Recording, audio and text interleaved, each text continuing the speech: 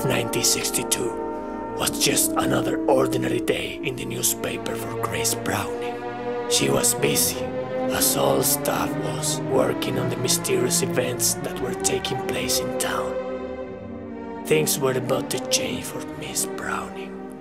For about 10 a.m., her boss, Mr. Levine, walked into her office with certainly not good news. It turns out Detective Emmett Morgan had been assigned to the case of the thing, as the press had named it. Mrs. Browning did not like that. In fact, she was quite shocked and worried, I must say. You see, Detective Morgan and Mrs. Browning had been together for 2 years now. She felt the relationship was in danger. Meanwhile, at the police station, policemen were working hard on the few leads they had on the thing until they received a phone call.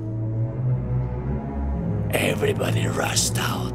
Detective Morgan and Ted Marshall, his partner, were just leaving when he got a call from Mrs. Browning. "Just promise me you'll be careful, darling," said her, almost bursting into tears. "I will," answered Detective Morgan, knowing the risk that he was taking. When he got to the place, everything was chaos and damage. Everything was on fire. "Look, behind you!" screamed Ted to Detective Morgan. He turned around, but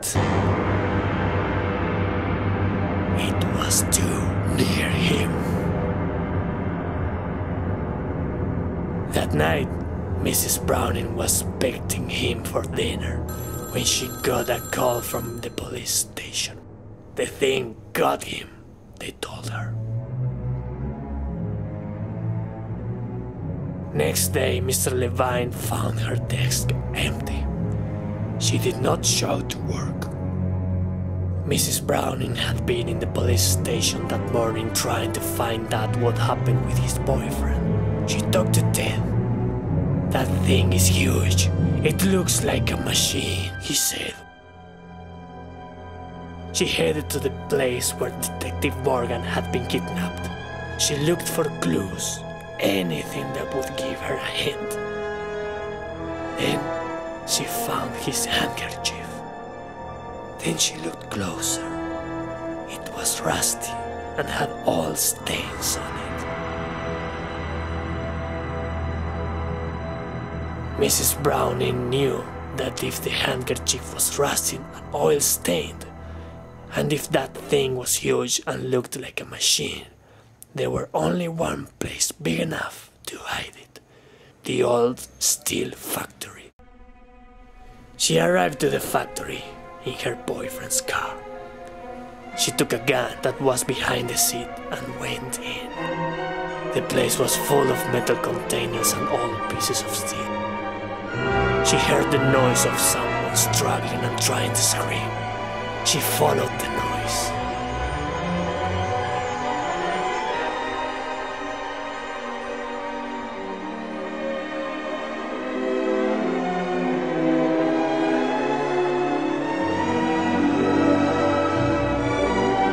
"Hurry, there isn't time," he said.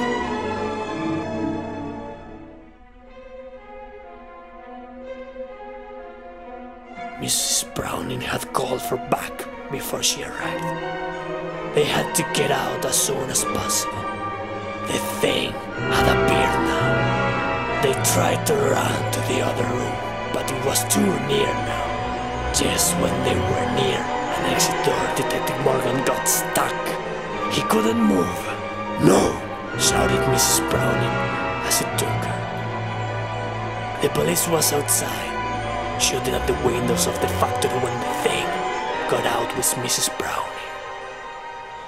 Everyone could see it finally. They continued with the shooting until they got it down.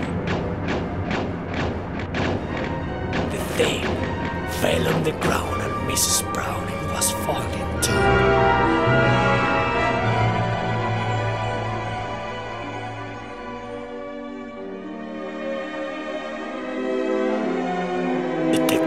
and saved her at the last minute.